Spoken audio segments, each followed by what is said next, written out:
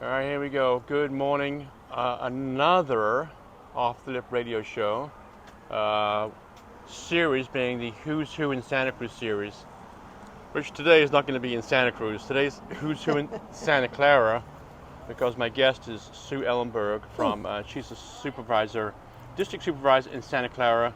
Met her the other day and I go, well, shoot, she'd be a good guest. But she's not in Santa Cruz, but she has a house here, so it counts. So let me start off with how I always start off. You ready? Question number one. Yeah. What is your favorite Marianne's flavor? Oh, spumoni. What? Spumoni. Spumoni? Absolutely. Yeah. It's incredible. That's my first question. Always? Always. And here's my you know, first... You know why? Yeah. Because like right now it's kind of political season here in Santa Cruz, right? Yeah. Because now people are voting in March in Santa Cruz. So you could tell a lot by somebody as far as what their flavor is. Okay. Like, wait a minute. So You're a bit dodgy. You know, spumoni. Why is spumoni dodgy? It's sweet. It's not fruity. Mexican chocolate. It's a little savory. Spumoni. I'm not going in. I'm not going into Marianne. Maybe I should. Maybe I should. You should extend my flavor basis. Yep. They have a good honey lavender. Have you tried Heaven? Also, I have not tried Heaven. You know why it's called Heaven? I can imagine, but go ahead. Brutally, it's so good. Get back over here. Okay. Okay.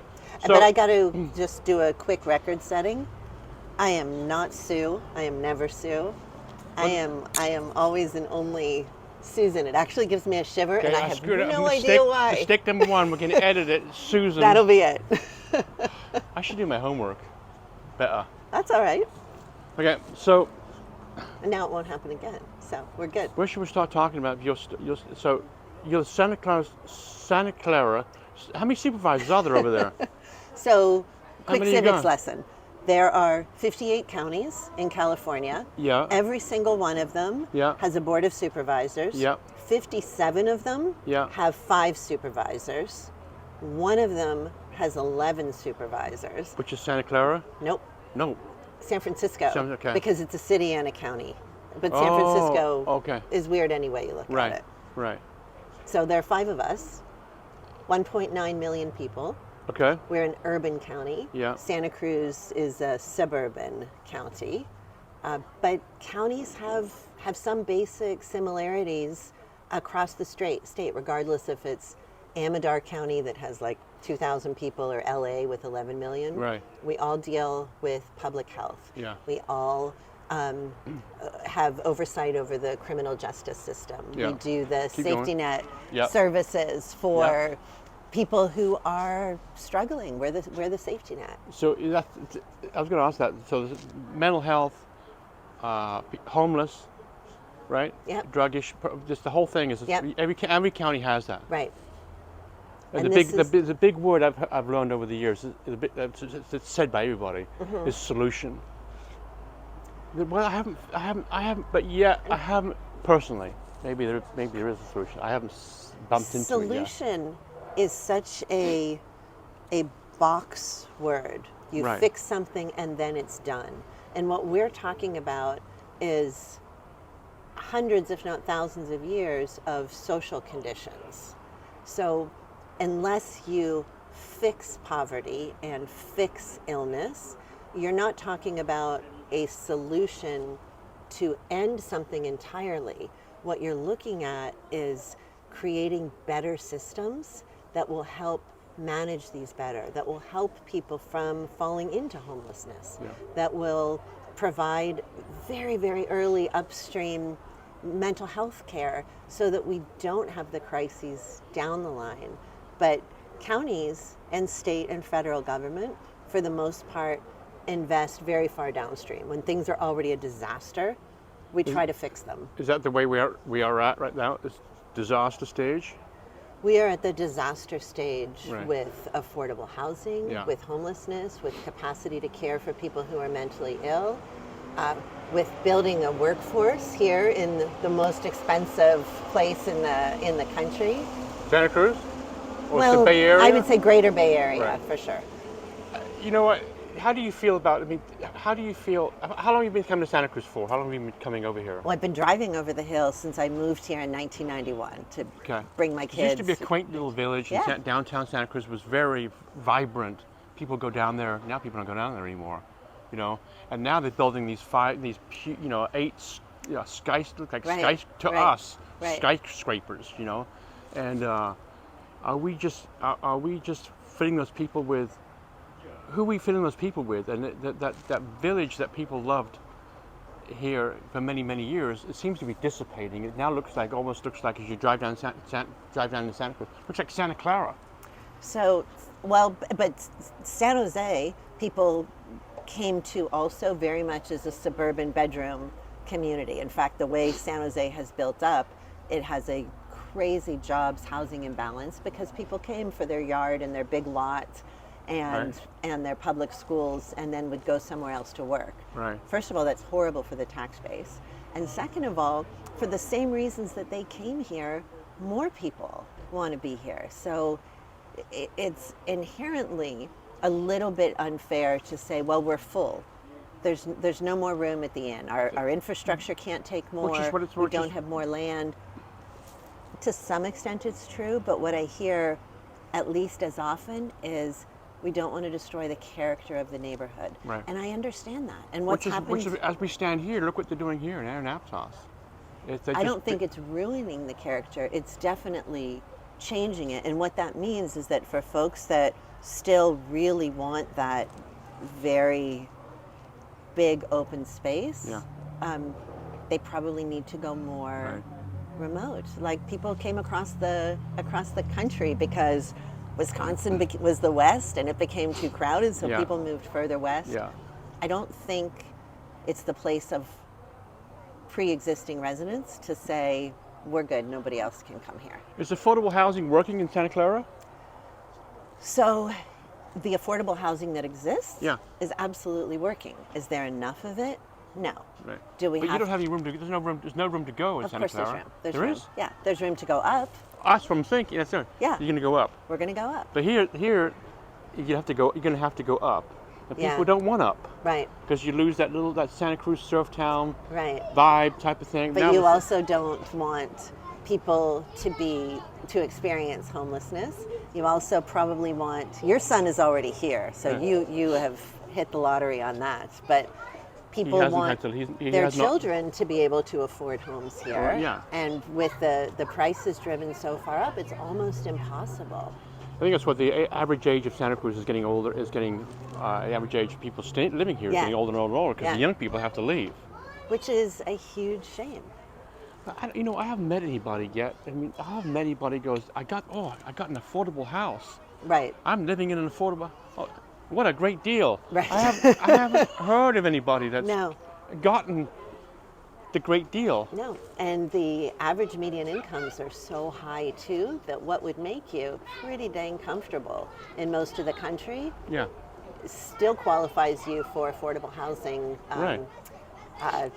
supplements and vouchers here.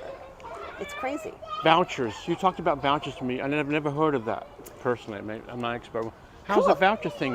What is the voucher thing? So the federal government, the HUD, Department of Housing and Urban Development, has literally vouchers, coupons, for people whose income falls below a certain level. That they can give that voucher. Let's assume the best circumstances. The person has a voucher in their hand. There's an available apartment.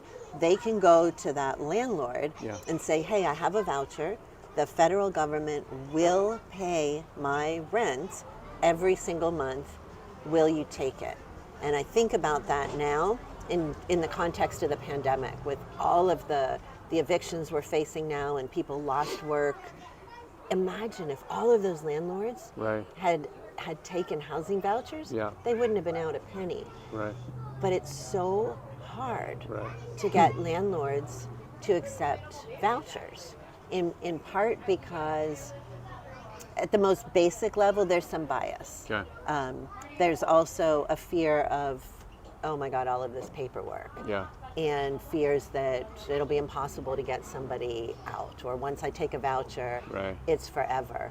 So where I think housing authority, nonprofit organizations, frankly, public servants need to be really explaining that this is an easy lift. And I'll use myself as an example. When we bought our cute little beach house here last July, it has a studio apartment that's detached. And I reached out to Abode Services because I work with them in my professional capacity in Santa Clara County, and said, what would I need to do to have a tenant with a voucher? And they literally did everything. They help you vet tenants. The tenants, of course, also vet you. They did the paperwork for me. They gave me a signing bonus. They gave me a 2-month security deposit, and they covered the rent from the day the tenant moved in until the voucher actually kicked in. So I wasn't out any money. And if the voucher had been retroactive, then I would have reimbursed Abode, but my voucher wasn't retroactive. So I was not only out any money, I felt a little bit ahead with the signing bonus and the 2-month security. And we signed a 1-year lease. And when that lease was up, we negotiated and where did you signed apply for another that? Did you year. apply for that through Santa Cruz? Through Abode and through the Santa Cruz Housing Authority is the entity here that has the vouchers. So pay attention to the vouchers. Please, if you have property, please reach out to Abode, reach out directly to the Santa Cruz Housing Authority.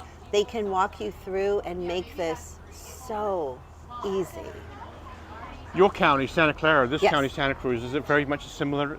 If you could you step into the shoes here in Santa Cruz if you want? If you, I'm not hypothetically. Well, there are some issues that are different because of the geography. We don't have a coast, so you have a lot of coastal commission work. You have a much higher rate of a variety of natural disasters that have to be part of your work. In my county, our public hospital system is over half of our budget. We own 3 hospitals, 15 health clinics. The county the does. custody help the county. So our $11 billion budget is just over 50% somehow connected to the health and hospital system. That's not the case here. So there are other issues that are big here, but we deal with the same concerns. Before we sign off, because I'm like, it's too long a video, we got a train here. Right, we have a railroad tracks here. We don't have a train, but we have the railroad tracks here, which is a big issue here in Santa Cruz for the train, for the trail. Okay. But you guys have a train system over there in Santa Clara. Of sorts. Is it right? We have a local light rail system within the city, and we have Diridon Station where Caltrain and Amtrak come through. Right.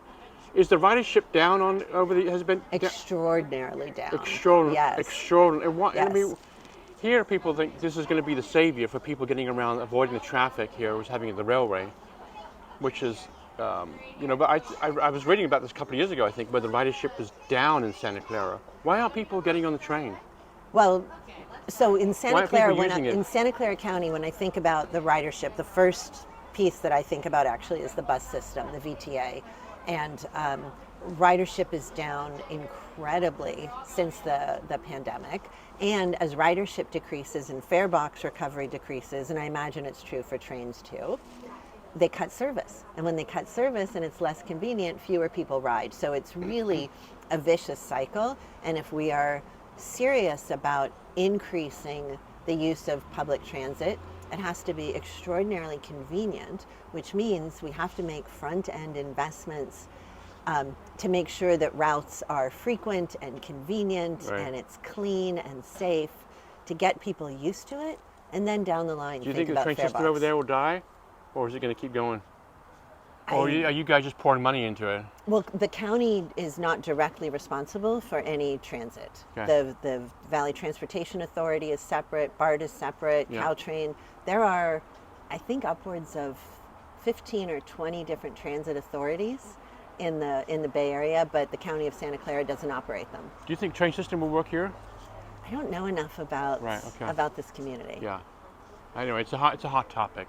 Okay. I'm But- still figuring out the restaurants and the bars and the good thrift shops. You found out Mary Ann's. I found out Mary Ann's. Susan Ellenberg, thank you so much for coming on the show. Thank you We'll for have having to, me, We're Neil. going to talk to you for hours, but you're going to have to come back. And, Sounds good. Welcome to Santa Cruz. I'm glad you're hanging Thank out you. here a little bit. And, It's beautiful by thanks the for coming on beach. the show. Take care.